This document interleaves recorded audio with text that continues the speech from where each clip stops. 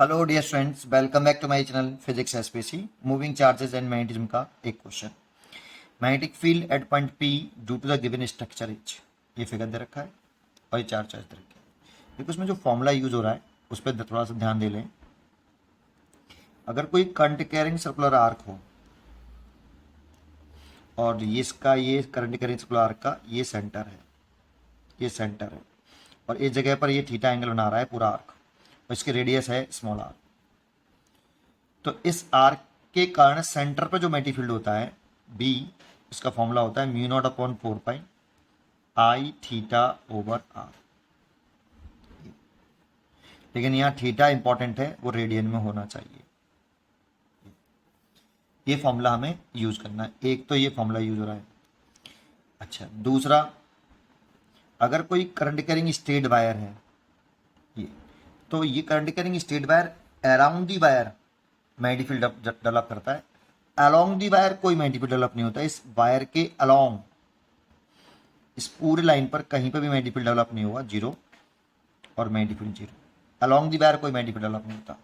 चाहो तो आप बायो सेवर्ट लॉ लगा लो, एक स्मॉल सेगमेंट की वजह से इस पॉइंट पर या इस पॉइंट पर मैग्नेटिक फील्ड निकाल के देखो तो आपको दिखाई देगा। इस पॉइंट पर निकालोगे due to Biot Savart law तो थीटा 0 डिग्री दिखाई देगा और इधर की तरफ थीटा 180 और साइन 180 साइन 0 0 होता है तो डी भी 0 आएगा।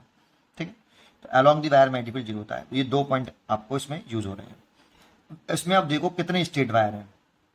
तो एक करंट कैरिंग स्ट्रेट वायर ये रहा और एक करंट कैरिंग स्ट्रेट वायर ये रहा और इस वाले वायर के देखें, इस पॉइंट पे मैग्नेटिक फील्ड निकालना है, पी पॉइंट इसको बोल रहा है।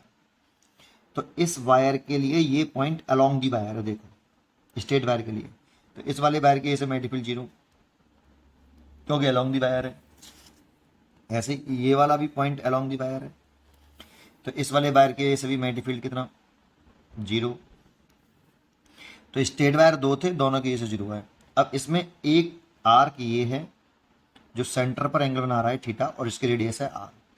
तो ये वाला फॉर्मूला लगा लो। इस आर्क की वजह से जो मैग्नेटिक फील्ड होगा B3 equal to mu naught upon 4 pi, current I है और एंगल थीटा सबटेंड कर रहा है और रेडियस की देखो कैपिटल आ रहे हैं, ये हो गया। और डायरेक्शन निकाल लो right hand thumb screw rule से।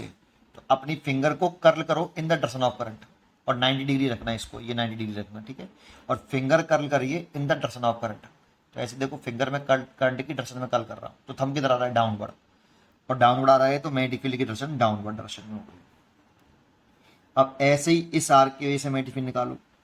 ये आर्क भी सेंटर पर कितना एंगल बना रहा है, थीटा ही बना रहा है, बट इसकी रेडियस 2r है। तो इसके से जो मैग्नेटिक फील्ड आएगा B4 कह देता हूँ म्यू नॉट अपॉन 4 पाई, ये वाला फॉर्मूला लगाएंगे। करंट आई ही है, एंगल थीटा ही बना रहा है, रेडियस 2r है और इसकी डायरेक्शन निकालें तो अपनी फिंगर अब ऐसे कल करेंगे करंट की डायरेक्शन में। देखो ये करंट ऐसे फ्लो कर रही है और ये ऐसे, तो इसमें करंट की डायरेक्शन में ऐसे फिंगर कर लोगा और इसमें करंट की डायरेक्शन में फिंगर ऐसे कर लोगा। तो थंब ऊपर की तरफ आ रहा है, थंब ऊपर की तरफ आ रहा है तो मैग्नेटिक फील्ड की डायरेक्शन ऊपर की तरफ है।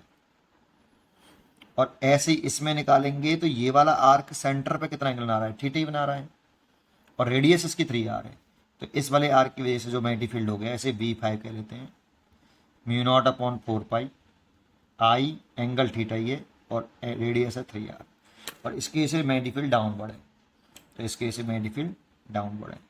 अब देखो यहाँ पर 3 मैग्नेटिक फील्ड है, 1 2 3, 2 की डायरेक्शन सेम है और देखो ये वाला जो मैग्नेटिक फील्ड है ना वो इससे तो बड़ा ही है कम से कम। भाई यहाँ पे 2r है और यहाँ r है तो ये B3 बड़ा है B4 से।